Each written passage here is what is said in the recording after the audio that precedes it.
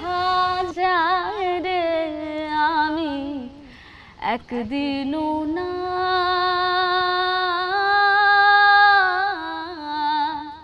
দেখিলাম তারে।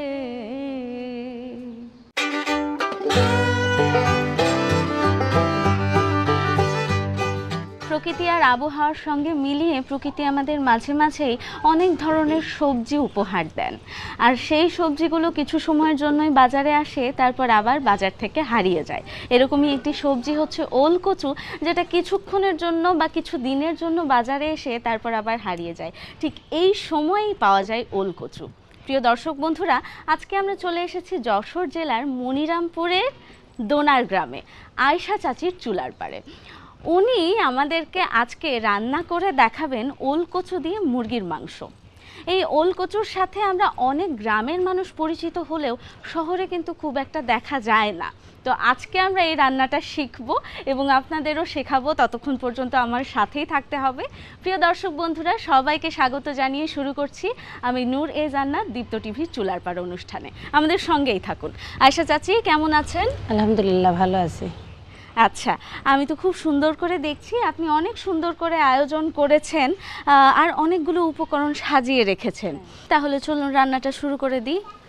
হ্যাঁ, শুরু করে দিই। হ্যাঁ চলেন। তাহলে একটু পানি দিয়ে রেখেছিলেন না? পানিটা তো ফেলে দেব।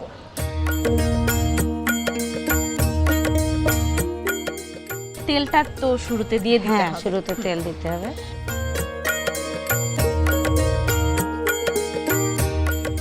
এবার কি ওলটা ভাজতে হবে? হ্যাঁ, ওলটা ভাজতে হবে।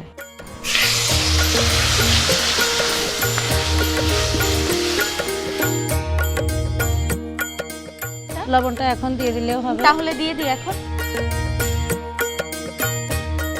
আর একটু হলুদ গুঁড়া দেব।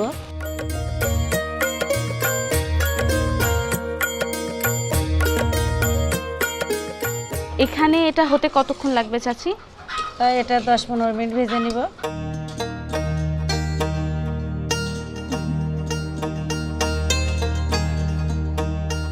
হয়ে তো গেছে চাচি না? হ্যাঁ। এবার তাহলে কি আমি একটু সাহায্য করি? উঠিয়ে হ্যাঁ ফেলি। হ্যাঁ, এবার উঠিয়ে আমি ফেলি। ধরবো? হ্যাঁ, ধরেন।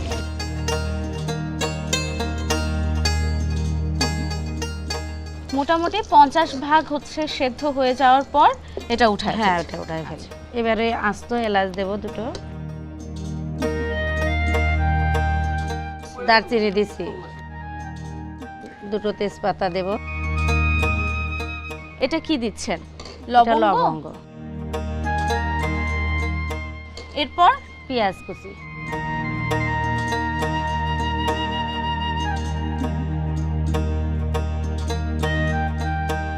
হয়ে গেছে মনে হয় হ্যাঁ, এবার চাচি। মাংস দিলে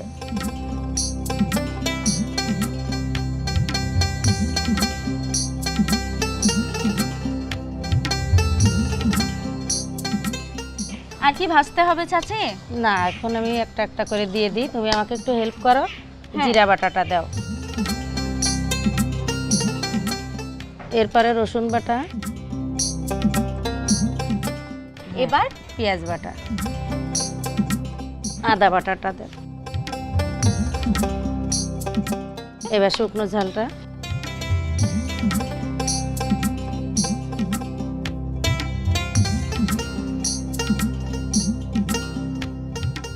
আর কি কিছু দিতে হবে হ্যাঁ, চাচি? এবার গরম মশলা দিব, এটা আমাকে একটু দাও।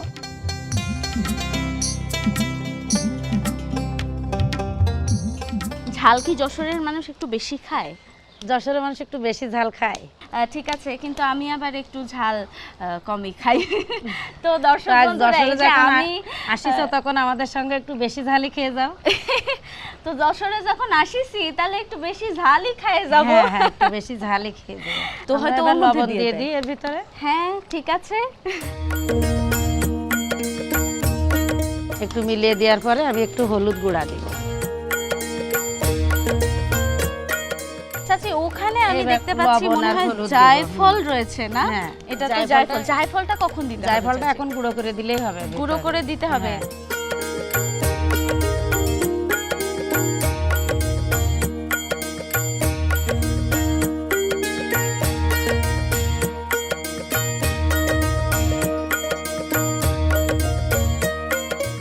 এত সুন্দর রঙের মাঝে কি কোনো কিছু বাদ পড়লো? হ্যাঁ, আমরা এবার রসুনটা দিয়ে দেবো। আস্ত রসুন রাখছি যে, এখন ঢাকা দিয়ে দিয়ে 20 মিনিট থেকে 25 মিনিট পরে আমরা ওই কচুটা দিয়ে দেবো। আচ্ছা আচ্ছা।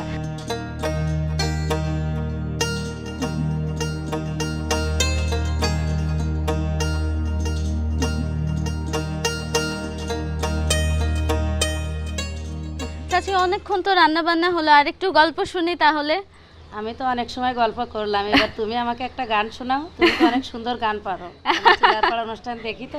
ওরে বাবা, আপনি তাহলে গানও শোনেন? হ্যাঁ, তাহলে তো আপনার অনুরোধ আমার রাখতেই হবে। হ্যাঁ, একটা গান যেহেতু গ্রামে এসেছি তাহলে অবশ্যই লোকগান তাহলে একটা শোনাচ্ছি আপনার জন্য।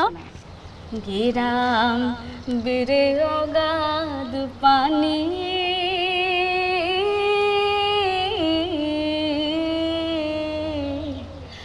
নাই কিনারা নাই তরুণী পরে,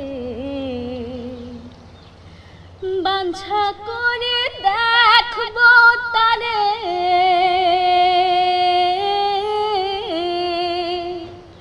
বাঞ্ছা করে দেখবো তারে, কেমনে সে থা যায় রে, ও সে কেমনে সে থা যায় রে, আমি একদিনও না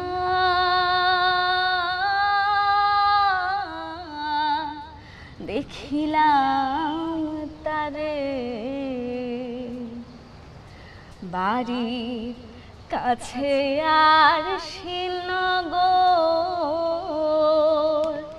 এক ঘর পড়শি বসত করে, এক ঘর পড়শি বসত করে, আমি একদিনও না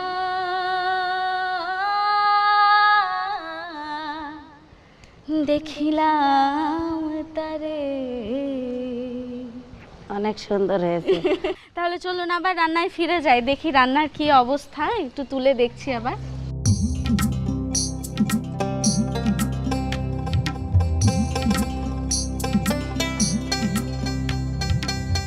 ঘ্রাণে একদম চারিদিকে মোমো করছে দর্শক বন্ধুরা, এবং রংটা মানে বলার মতো না।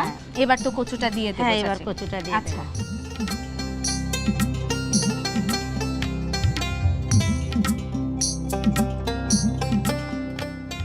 পানি দেব নাকি চাচি? আমি আর অপেক্ষা করতে পারছি না। হ্যাঁ, দেওয়া যাবে।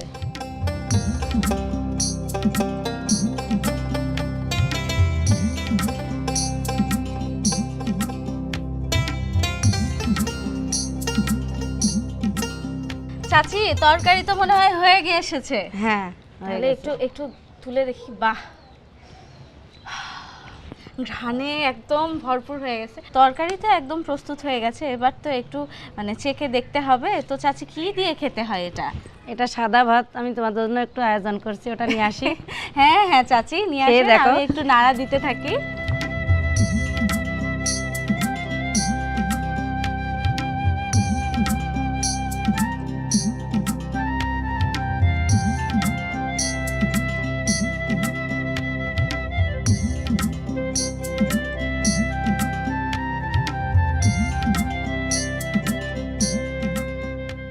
আচ্ছা, আমিও শুরু করে দিই, দুজন একসাথেই খাই।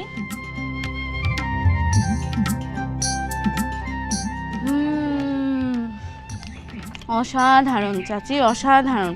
কচুটা তো একদম নরম হয়ে গিয়েছে, গলে গেছে একেবারে।